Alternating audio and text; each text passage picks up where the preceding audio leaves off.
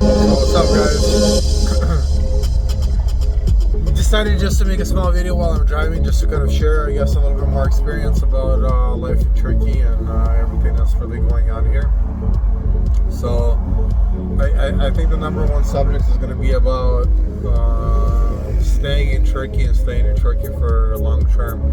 What I do it, like a lot of people are asking, are you gonna like stay there? Are you gonna live there? Are you gonna, just basically move there forever? Are you gonna get a Turkish passport and all that? So, just to answer your question, no, absolutely not. And let me explain. I don't want to say like absolutely not. Turkey is just like a horrible country, or this and that. The reason I say absolutely not is because everything is here just so indefinite. Like, there's just this thing is called the Turkish randomness. Every day it feels like sometimes like you go in based on the law that has been passed, and for some reason they make it a little bit different. Something changes, this changes, that changes. You get fined for anything. So I guess I'm gonna just try to kind of explain it all. So for us, for example, to be able to stay in Turkey, we're only able to stay as tourists, and because we're Ukrainians, so it's called basically a tourist visa, and it's given for 2 years. So it's between 1 and 2 years, so we're able to basically stay here as tourists. We're not able to get employed, we're not able to work. But the main thing is that we have to get an apartment. We have to sign a contract for 1 year at the minimum. So for as long as you sign the contract, that's for how long they're going to be able to give you the residency. So right now we're basically getting a passport, and we're going to be staying here probably until the end of October and November, and then we're actually going to be going to Spain. They will give it to us for a year, so essentially we would be able to stay here up until like next summer, but it's not something that we want to do. So to explain the reason why, like, I'm Ukrainian, I come from Ukraine, and I really want to go back home. I really love my country, I really love my people, I love everything about Ukraine, like just absolute everything. Well, I mean, of course, there's minuses there as well. I mean, nothing's going to be ideal as well, but I just really love Ukraine. And like, we were like, before the war, we were moving in just such a nice direction. Economically, the country was just becoming very stable. Like, and the possibilities were just growing and increasing. But yeah. So what we're trying to do right now, at least, like, that's my plan. It's to stay here until like closer to October, November, because there's a lot of, like, I don't know, man. I mean, but there's a lot of things, a lot of bloggers, a lot of like future tellers, like these like people that my sister and my mom follow, that they're saying that the war will end in by fall or winter of 2024. So for me, like, honestly, I can only pray. I don't believe it, but that's the idea. Like, I want to stay here until that time, give it a chance, and of course try to come back home. Do I think that that's going to happen? Absolutely not. Why am I waiting? Why do I want to do something else? So the story behind that is as well, it's that in Europe, like say for example in Spain, because I'm driving like my car, like I have to go there, and within 6 months I have to register it. And if I register my car, like for example, I put Spanish license plates on it, then basically, like, that's it. Like, I'm not gonna be able to take it back to Ukraine. I'll have to just like sell it there. But honestly, I don't want to sell it. I just got this car. I really like it, like, and so forth. So staying in Turkey is something this kind of like in between for us. Like, it's kind of like a vacation. It's kind of a way to get away from war and just assess life, think about it, put off some money as well, because Spain is going to be more expensive for sure. Yeah. But okay, so what do I love about Turkey? I actually love a lot about Turkey. So like, I love the prices here. I love the prices. I love the prices. So right, So like say for example, for like 800, 900 euros per month, you're gonna have an apartment that's gonna have like a big nice outside pool. It's gonna have an indoor pool. It's gonna have probably have like a small fitness center. It's gonna have sauna, a hammam, and like it's gonna have like nice remodeling. For those of you that actually lived in Europe, you understand 800, 900 euros, you're not even gonna have like decent remodeling there as well. Like, you know, it's just gonna be basically just fucking, oh, I'm sorry for swearing. It's just gonna be just, you know, and like say for example, if you're looking into like a country like Germany, you're gonna move into just like a naked apartment. By naked, I mean that there's no furniture, there's not even a kitchen there, there's not even a toilet. Like how the hell do you go to a toilet? Like I have friends that live there, but that's nuts. So Turkey, I love the prices. Two, I love the people. Turkish people are somewhat similar to Ukrainians. Like I don't know, like there's some similarities. I know they're Muslims, they're also Christians. I don't think it's about religion at all. I really don't care like the religion of a person. I'm not a racist. I don't care about none of that. But just the way that they communicate, just the way that they approach life, it's I don't know. Mentality is very close to Ukrainians.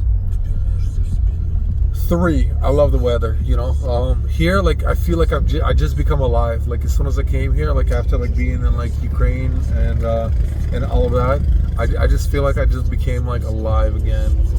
And yeah, it's absolutely beautiful. Every day it's like plus 24, 25 Celsius and more. So for me at least, the weather is a big part. Like you really, I don't know, like living in Ukraine and Kiev, especially during like the winter and fall months, you just kind of like go into this like small depression because I don't know, when it's like raining and snowing and you're not seeing the sun, it just, I don't know, it's horrible. It's really horrible. But let's see, what else do I love about Turkey? I don't know, the people, the sun, the sea, the prices. Of course, I already said all of this. The roads are beautiful. Maybe then we speak a little bit about the minuses. So, what don't I like about Turkey? Well,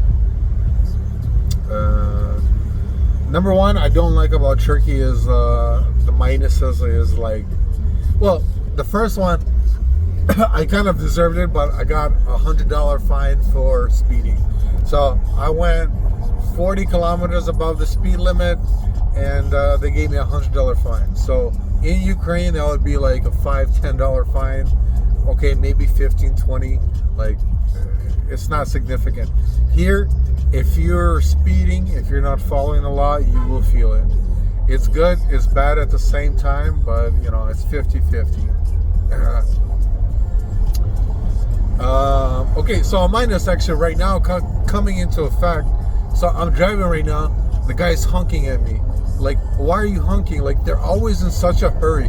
They're trying to run somewhere, but it's like I cannot go anywhere because there's traffic. There's people right ahead of me. I cannot do anything. So they will angrily pass you, just like literally you will feel that they're like angry. They'll just like cut you off, come and like all this, and then they'll just basically stop and brake because they're not able to go anywhere as well. You know, Turkish people, yeah, they have this kind of like temper of like, you know, whatever. But once again, it's very similar to Ukrainians. Ukrainians are the same way in that kind of a sense. Alright, what else maybe that I would consider as a negative about Turkey? It's even hard to think about. So like, yeah, I guess like just this Turkish like a randomness. Like you come, everything's like, yeah, so like it brings me to a point. I'm driving right now. I'm not supposed to be driving. So the way that it works here, like crazy laws, like honestly, that's what I don't like. It's the crazy laws. So I'm not supposed to be driving right now. So they have this law. It's that like the car is in my wife's name. So technically it's my wife's car. We're married, blah blah blah. But she left the country and she went to Cyprus to her girlfriend's birthday party. and basically, while she's away, because the car is in her name and I'm her husband, I'm not allowed to be driving. I'm not, like, and the police will literally come to your apartment. So you have to go to the customs office. You have to register the fact that you're leaving the country. You have to do this, or you're gonna get just like a huge fine. And you're basically registering the car that, you know, she's the car owner. She's gonna be leaving the country, and the car is gonna be staying here, here, and here. Like, and that's it. It's not allowed to be moved ever until she comes back. She has to file the documents again, and only then can like the car be driven again. So basically what I'm doing right now is just like mega illegal. So like, if you do not leave the notice in the customs, and she would just, like, for example, fly anywhere and then come back, she would get a huge fine. It's somewhere around like $400, $500 fine for that.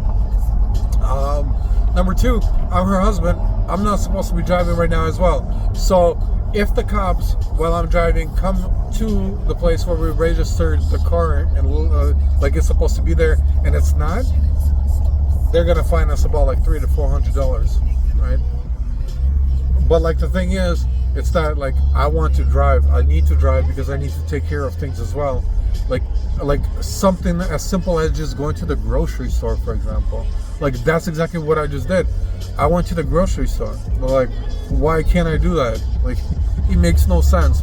Like, I'm her husband. We have the same last name. Yeah, the car is in her name, and I can't drive the car. That's ridiculous. So I guess that's kind of like the main thing. Is like, some of the laws just don't make sense. I really don't want to bash on like Turkey. It's a great country, and like everywhere there's like, you know, something like specific. But like, I don't want to, you know, bash specifically in Turkey about that.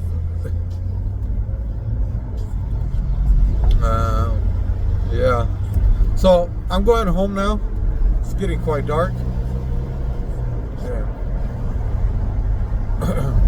This monitor is bright as hell. It looks like it's like lighting me up or something.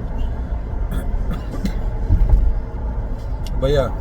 But in general, like, to like finish things off, like, why would I not stay in Turkey as opposed to, so like people also ask me like, all right, that's cool, this and this, but why are you moving, you know, to Spain? Why won't you just stay, for example, in Turkey? So like, the thing is, and then that's probably going to bring out the other minuses as well. So like, Turkey is cool about, like, you know, it's kind of like paradise. It's truly like living in paradise. It's making beautiful beaches, shops, driving right now, like past the boardwalk, it is absolutely beautiful. You truly feel like you're living in paradise. But on the other side, it's like, okay, we're only able to keep our car here for like 2 years. That's the very maximum. If you want to keep it here past that, you basically have to go through customs, and you have to pay around like 80 to 90% of the cost of the car. So essentially, it's like buying another car. Like that's insane. Why? Okay, so that's A. B. So you're here like as a tourist. So right, I have my phone. I'm filming it on it right now. If you want to be able to stay here like longer, like past like 3 months, they start blocking your phone. So like, if you have like your existing like SIM card, like I have a Ukrainian one, it's called Lifestyle. Basically they just start blocking your phone. Like, even if you buy packages or like anything, like to be able to have like 3G, 4G internet, still like making calls, they just block it. Like, and your entire phone gets blocked. So you have to buy like, or if you want to have it activated, you have to pay something like $1,000 per phone. Well, like I have a Samsung Galaxy S24 Ultra. So I bought this phone for like $1,500 or something in Ukraine, like before I left. But like, if I want to like use it here further in the country, I have to pay $1,000, which is like what, like 70-80% of the cost of the phone, which is like nuts. That's absolutely nuts. So like, you have to pay like a ridiculous amount. Just trying to cruise control. So right, so that's number two. So car costs. To be able to keep your car here, you have to pay a lot. to be able to use your phone, you have to pay a lot. What else? Like, so like say, look, like, okay, you don't have a car, you want to buy a car here. They're also more expensive. So like an average car cost here is 40% more expensive. So say for an example, right now, like my previous car, I had a Mazda CX-5. In Ukraine, I bought it for, back then, for like around like $37,000, like $38,000. It was like $37,700. But like, if you want to buy the same car here, basically you have to, you know, it would cost you around like 55. It's gonna cost you like 55K, which like makes absolutely like, it's crazy. Same thing, like, and it's not just the cars. So like, say for example, you want to buy like a new phone. You want to buy a Samsung. You want to buy an iPhone. Like I think it's like what, like iPhone 15 is the latest phone here. Like I know that my wife got it. It was around like also like $1,500, maybe $1,600. But like here, it's like almost $3,000. Like $3,000 for an iPhone. Are you kidding me? Like, and that's exactly the minus. Like with that, like I would not want to live here. That was just like ridiculous. Like just to be able to just have like a comfortable life, like you have to spend just so much more money, right? So car, phone. Moving on further. So medicine and insurance and so forth. So I haven't used it at all yet, but based on what I've heard, it's that the medicine here is not good. So Turkish, you know, clinics, everything, surgeons are very cool. Like plastic surgeons, if you want to get like your hair done, you know, if you're balding, you want a hair transplantation. If you want to get your nose job, Turkey's the place to go. If it's something like standard of, you know, something minor, if you getting like the flu, needing some kind of a minor like surgery, you're getting sick, just kind of day-to-day stuff, like life stuff, like then here it becomes like a problem. It truly becomes a problem. At least that's what I've heard. I've not, you know, directly experienced it, but that's what I've heard. And then probably like the final thing is like, okay, Turkey, it's, you know, if you want to build life and you want to have like a life, future and so forth, and potentially become a resident, a citizen of this country, then you'll probably want to get the passport of this country. So I do, like, I really hope I go back to Ukraine, the war ends, we all live in peace.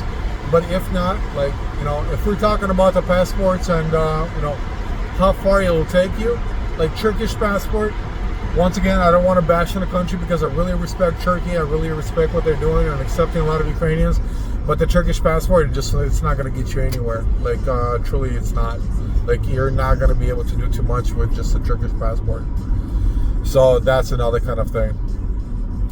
Whereas, for example, if we go to Spain, you know, Spain is part of the European Union and has a lot to offer.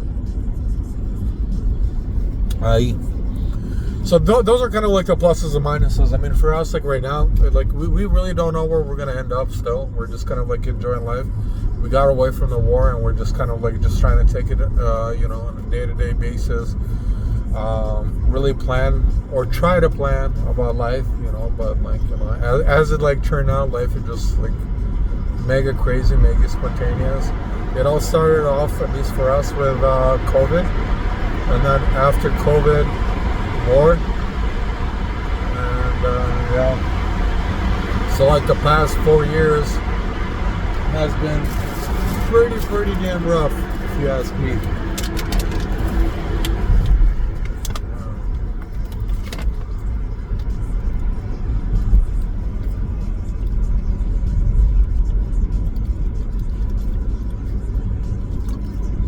Oh my god, that water was so good. Shit. I just dropped the cap. Yeah.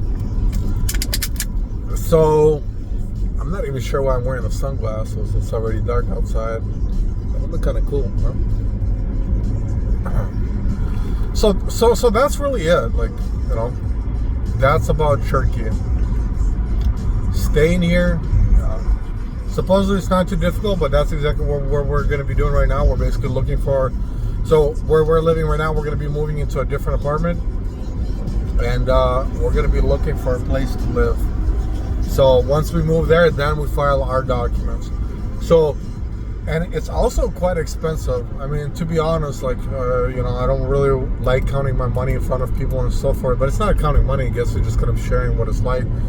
But for example, for us to move into a long-term apartment, the average rent is $800 to $900 per month. Let's take, for example, $800. Honestly, that's what I want to shoot for, is like $800, $900. And that's the offers that we've been looking at.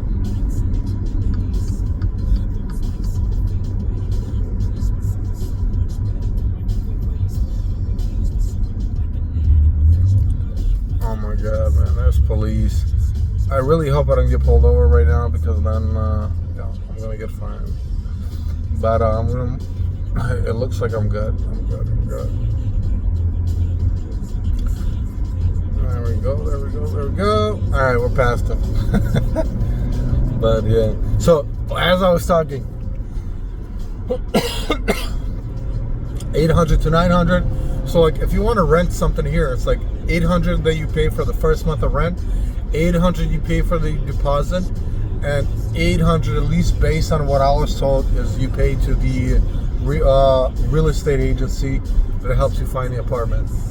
That's just for the rent. So 800 plus 800 plus 800, we're looking at 2,400, 2,400 euros that you have to basically put down right away. But that's just for the apartment. Then you have to file the documents to being able to stay here. I found out on average it's about 400 euros per person. Let's say 500, just to, you know, keep it on the safe side. So it's myself, it's my wife, plus 500 plus 500. So we're looking at like 3,400, 3,500 euros just like right away, just to be able to stay in the country. It's quite expensive, but I mean, like, relatively expensive, right? So I mean, like, if you compare like somewhere to like the US, that's probably how much you're gonna pay for rent on a monthly basis. Just because US and Canada are just out of their goddamn minds. Like, I would never ever, like, people are like, why don't you go back to America? It's like, no thanks, bro. Like, America is the biggest trap in the world. It's a trap. It's such a trap. I cannot even say it more. Like, and you only realize it once you get a little bit older. Why is it a trap? Like, think about it. You get in debt of like 50, 60, 100K just by the time you're like 20 years old by getting a student loan. But God given, maybe you have like rich parents and like you don't have to get into debt, you know? So like only in like that case, then like you're gonna be okay. Other than that, it's just nuts. Like, everybody there just lives in debt. Just in debt. But, you know, I'll talk more about that. I mean, if you guys are interested, let me know. I'll talk a little bit more about that as well. About the difference of living, for example, in Europe and Ukraine as compared to US, because I lived in the US for 12 years. I mean, of course, I was not like a full, like, lone adult. My parents were the adults, but I was just kind of living side by side. But I just kind of saw like things like from an angle, like how they lived, how the laws worked, and so forth. So I'll share that. If you guys are interested, comment, and I'd love to share a little bit more about it. All right, take care, guys.